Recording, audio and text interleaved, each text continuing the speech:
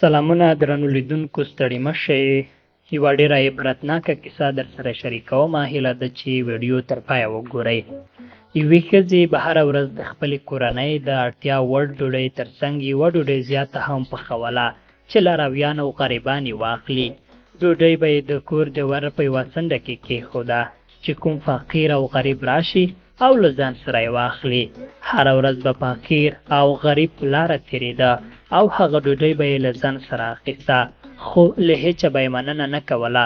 ځان سره به یې فقط دا خبره کوله چې که ښه کوئ او بد کوئ له خپل ځان سره یې کوئ.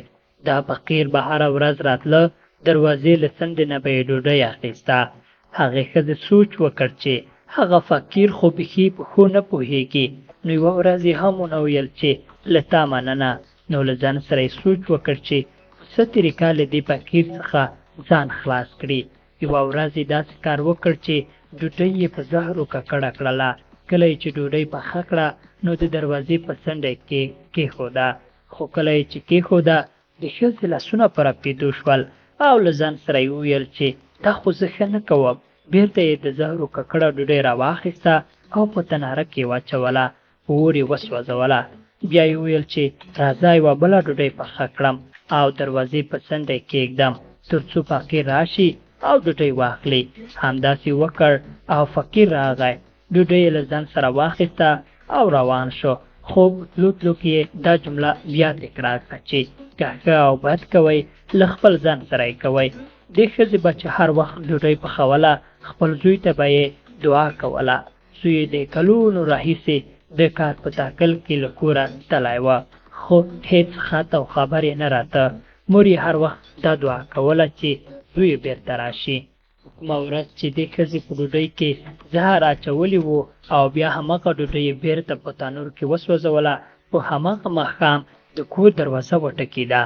کله یې چې ور خلاص کړ ګوري چې زوی یې دروازې مخې ته خړ پړ ستومانه او زړې جامې په غاړه کې وږی تږی راننوت. چې څنګه یې په مور سترګې ولګېدې ویې ویل خدای په قدرتونو راورسېدم.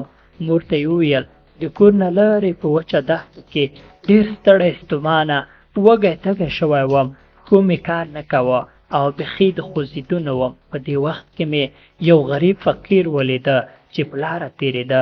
ما له هغه نه سوال وکړ. ما ورته وویل که تا سره د خوړو څه درک کېږي ما ته یې راکړه. هغه ډېر ښه سړی و. کله یې چې زه ولیدم ما ته یې وویل چې زه د یوه ډوډۍ لرم، دا واخله او ته یې وخوره، ځکه چې ته ما نه دې ته ډېره اړتیا لرې او ته ډېر ستړی ستومانه ښکارې. مور یې چې دا خبره واورېده رنګ یې تک زیړ شو، په مخ باندې یې ویره خوره شوه. دروازې ته یې ډډه ووهله او هغه زهرجنه ډوډۍ په مغزو کې وګرځېده چې سهار یې پخه کړې وه. نو له ځان سره یې وویل چې که هغه زهرجنه روټۍ مې په تناره کې نه وه سوځولې او که هغه فقیر له ځان سره وړی وای نن به مې هغه روټۍ زوی خوړلی وای او زوی به مې مړ و. نو دا ښځه په دې وخت کې د غریب فقیر په هغې جملې پوه شوه چې ویل یې که ښه او بد کوئ له خپل ځان سره یې کوئ. نو درنو لیدونکو، که موږ او تاسو فکر وکړو نو دغه دنیا کې که موږ او تاسو ښه کار کوو او یا هم بد کار کوو نو حالت لیدلو موږ ته په دنیا او آخرت کې د ښو او بدو کارونو نتیجه راښایي، نتیجه راکوي. نو هیله ده چې موږ او تاسو باید هر وخت ښه کارونه وکړو. درنو لیدونکو، که غواړئ چې په راتلونکي کې نورې ښایسته کیسې تاسو ته تر ټولو ژر ورسېږي نو زموږ چینل سبسکرایب کړئ او د ګمړي نشان هم ووهئ چې تر ټولو ژر تاسو ته لومړی ورسېږي. تر بلې ویډیو د لوی الله په امان، خوشحاله وختونه، ښې شېبې ولرئ.